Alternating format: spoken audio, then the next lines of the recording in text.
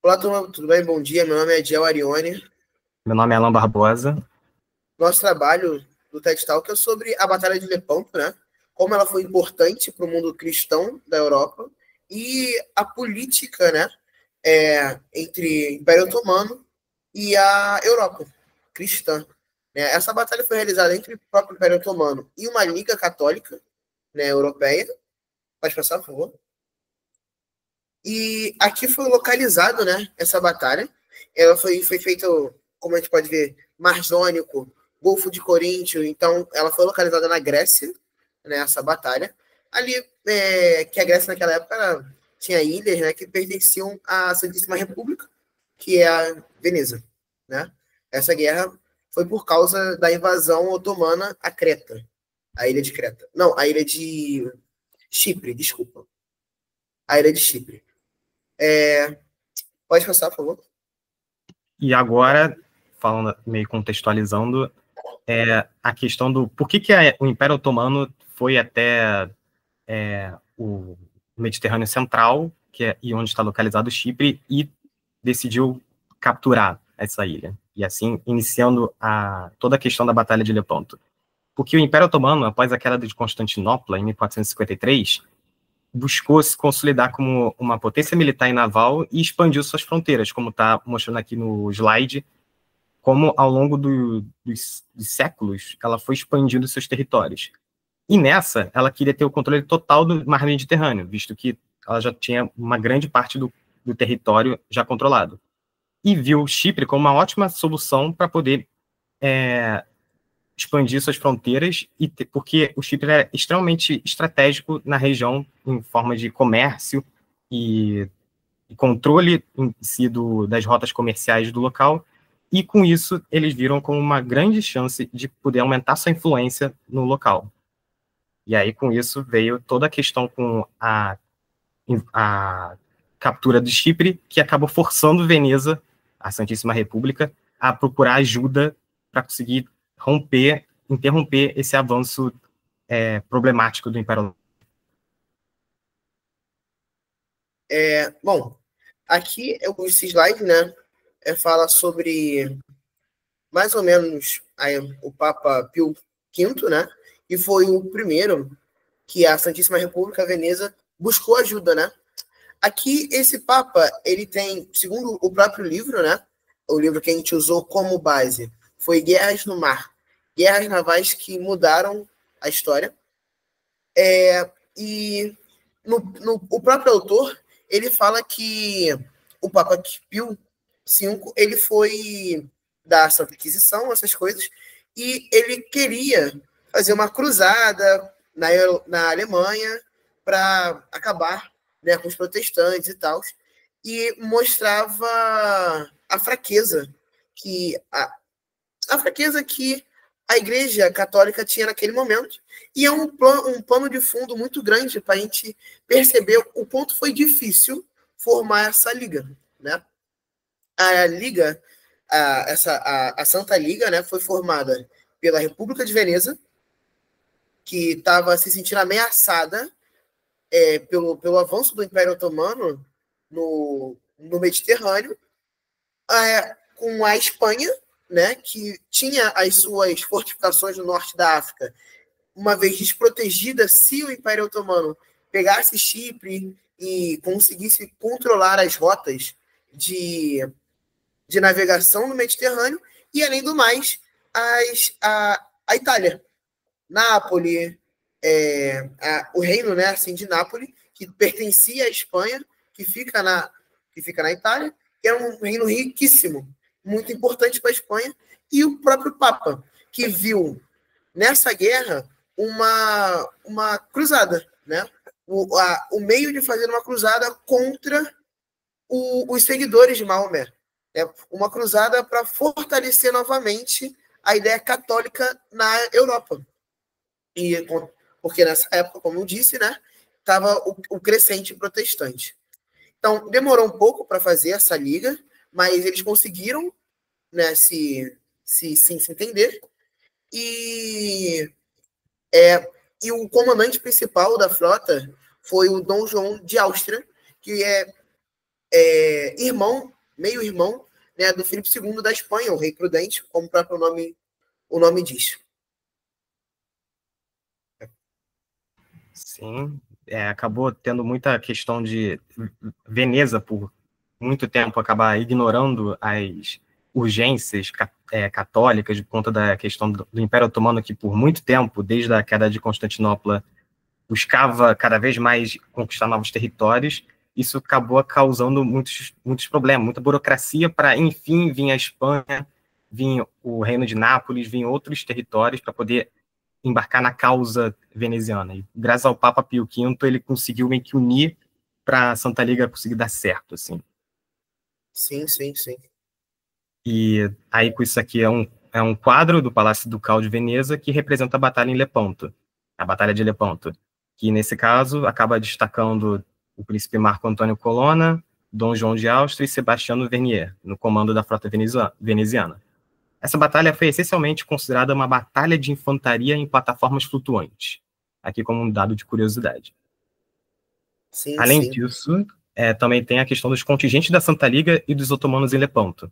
Aqui, mais ou menos, a diferença entre os homens da infantaria, das infantarias, dos soldados, e a questão da diferença das esquadras, já que essa batalha naval foi uma das maiores do mundo, basicamente, e essa questão das galeras, tanto da Santa Liga quanto otomanas, acabou sendo muito importante justamente porque acabou reunindo várias formas de navios que iam se bicar, basicamente, na batalha. Sim. Pode voltar, por favor, o slide. Acho importante. Que o próprio livro ressalta são as estratégias, né, utilizadas na própria batalha. E as estratégias que o livro ele mostrou pra gente, que a estratégia otomana, a gente pode ver as fustas, são 64 do lado otomano, que são navios rápidos, não artilhados, mas eles obtêm a nata da guerra, ou da máquina de guerra otomana, que são esses janízeros. E os Sparris são guerreiros, corpo a corpo, armados, espadas, escudos, e no maior tipo otomano, e são perfeitos lutadores. Entretanto, o que foi o AIS, né, dessa troca foi a capacidade dos obuseiros, né, arcabuzeiros, que conseguiam, em levas de tiros, que na época a Espanha era a melhor, né, nessa tática de guerra, conseguiu suprimir essa abordagem que os otomanos faziam, os navios europeus, a tomada, né, abordagem o navio menor, as fustas, eles encostam nos navios maiores, sobem neles e acabam dominando esse navio por meio de guerra, né? E as galeaças. As galeaças são a arma secreta de Veneza, são navios fortemente armados, são navios pesados, infelizmente não muito manobráveis, mas eles fizeram uma grande diferença, sendo um enfoque dos navios otomanos a ele e, consequentemente, as galeras espanhóis e papais conseguiam destruir as outras enquanto as galeaças ainda ficavam em pé. Pode passar. Aqui nós temos os navios, né? Aqui é a La Real, a La Galera Real de Dom João, como está no texto ali embaixo. O que ela é? Ela é o navio comando, né? Elas são o navio, em português seria o navio capitania, onde ficava o comandante central, que no caso Dom Juan, e do lado da Santa Liga, e do lado otomano é o Ali Pasha, que eles se encontraram na batalha, e elas são a máxima expoente, né, em meios de tática, porque elas são o navio capitania, em meio de armamentos, elas são muito pesadas, muito armadas, com muitas pessoas, remadores, acho que são mais de 20 remos de cada lado, com 5 remadores em cada remo, então eram bastante pessoas, marinheiros, oficiais, mercenários, entre várias outras pessoas, que constituíam, né, esse mundo de gente dentro dessa galera real e da sultana. E as duas outras fotos, né, do lado direito, são galeras utilizadas. A de cima, nós vemos as cores, né, utilizadas por Veneza, e como ela é menor, mais manobrável, e ela, pelo livro, né, fala que são menos armadas, obviamente, mas elas são mais rápidas. As duas imagens, e a de cima, da direita, é a galera lá real do Museu Marítimo de Madrid, em tamanho real. Como você podia ver que elas são imponentes. E essa ponta, né, é a lanterna. Elas também eram chamadas de navio lanterna, para identificar o seu prestígio, né, o seu comando. E aí, essa questão toda das embarcações, dos navios, das galeiras, acabou impactando justamente na Batalha de Lepanto em si. Aqui eles podem ver o mapa de como ficou dividido, assim, porque foi travado em 3 áreas separadas, que correspondiam às alas das esquadras. Ao norte, próximo ao litoral, foi onde os otomanos e a Santa Liga alternaram vantagens sobre o conflito. E isso aí ficou, de um lado, Agostinho Barbarigo, do lado da Santa Liga, e Mehmet Sulik Pasha, do lado dos otomanos. Isso aí foi a ala esquerda veneziana e a ala direita dos otomanos, assim. E ao centro ficou o embate direto entre a La Real e a Sultana, justamente as duas grandes galeras que no próprio livro falava, engrandecia o conflito entre os dois. Justamente porque de um lado era Dom João de Áustria e do outro o grande Ali Pasha, o grande comandante naval do Império Otomano. E ao sul, aberto para o mar, acabou sendo um palco de confronto entre, tirando Dom João e Ali Pasha, os mais habilidosos comandantes navais, que foi o Gian Andrea Doria e o Lacali. E essa questão toda foi uma batalha extremamente forte, porque justamente acabou lidando com um império que até então era considerado imbatível, e a Santa Liga que foi se criando, mesmo com toda a questão complicada de se unir, meio que, quando uma vez se uniram, foram para cima e travaram uma luta muito forte no dia 7 de outubro. No início desse confronto, o vento acabava favorecendo os otomanos, principalmente ao norte, próximo ao litoral, que permitiu que a frota se movimentasse muito mais rapidamente, mas acabou que esse cenário mudou repetidamente, porque acabou os cristãos conseguindo tomar vantagem justamente por conta das embarcações mais leves, por causa dos navios mais leves, que acabou favorecendo infiltrações na retaguarda naval dos otomanos, e com isso acabou criando espaços muito rapidamente, que acabou sendo quase que uma blitz.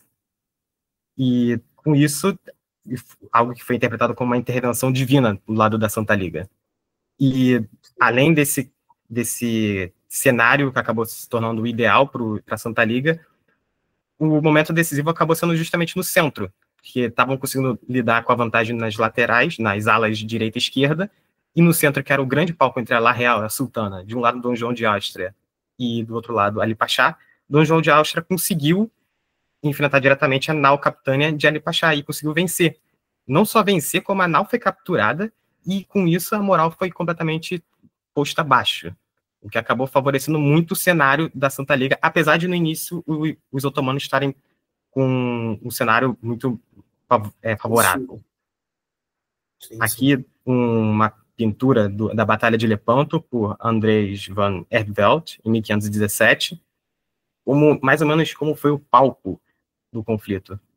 E, no final das contas, o resultado da batalha acabou sendo impressionante por conta dos números de baixas do Império Otomano e da Santa Liga. O Império Otomano acabou tendo uma baixa aproximada de entre 30 a 40 mil otomanos, além de 120 navios capturados e 50 destruídos. No lado dos cristãos, conseguiram libertar mais de 10 mil escravos, e ainda, em comparação com o Império Otomano, eles perderam apenas 8 mil a 12 mil homens. E embarcações foram uma perda constada em estimativa a apenas mais de 10 mil. Então, essa vitória da Santa Liga, que acabou se estabelecendo através desses números, acabou marcando a primeira grande derrota do Império Otomano. E, inclusive, interrompendo a expansão do Império Otomano justamente no Mediterrâneo Central, na região do Mediterrâneo Central. Aqui temos aqui a imagem do líder turco Ali Pasha, e ali a cabeça dele exposta em uma lança, e com a própria sultana naufragando, assim, representando justamente um grande desastre para o Império Otomano, que é justamente a derrota deles na busca da expansão territorial. Sim. Aqui nessa pintura, a gente pode ver os 3 grandes comandantes da Liga, né? Da Santa Liga. Na esquerda para a direita, nós temos o Dom João de Áustria, o comandante maior. Ele sendo meio irmão do Filipe II, né? O rei da Espanha. E foi um pedido do próprio rei, né? Que ele sabia da competência militar que o Dom João de Áustria tinha. Ele sendo um bastardo do Carlos V, né, e que foi reconhecido pelo próprio pai, então, e sempre dedicado, sempre mostrou uma dedicação maior à arte da guerra, né, então, o Filipe II sabia que ele seria um bom candidato, não posso afirmar o melhor, né, não vivia nessa época, mas um bom candidato para comandar a Santa Liga. No meio, foi uma sacada muito boa do papado, né? Porque ali é o príncipe Marco Antônio Colonna. Ele é um seguidor fiel, muito fiel, segundo o próprio livro, do catolicismo, um romano muito fiel, segundo o próprio livro, e o mais importante, ele é espanhol. E para ajudar ainda mais nessa comunicação, né, nesse meio ali da batalha. E na ponta direita, nós temos o almirante veneziano, Sebastião Vernier, né, o comandante que partiu primeiro, né, da Santíssima República. Isso. E aqui estampado o nome dos vitoriosos da Batalha Naval de Lepanto.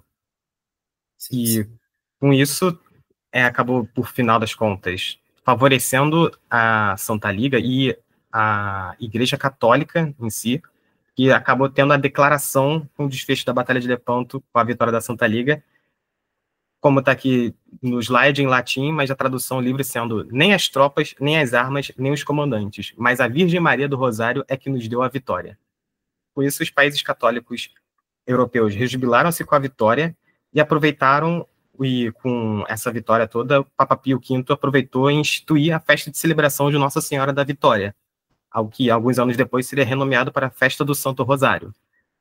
Então, acabou tendo um impacto de decidir os rumos do Ocidente cristão ameaçado pelas forças maometanas do Império Otomano, porque foi a maior batalha naval até então travada na história, e isso acabou, a vitória da Santa Liga acabou fortalecendo o catolicismo, nesse caso, que estava tão combalido com a questão da reforma protestante e com algumas impossibilidades por conta dessa fragmentação religiosa na Europa.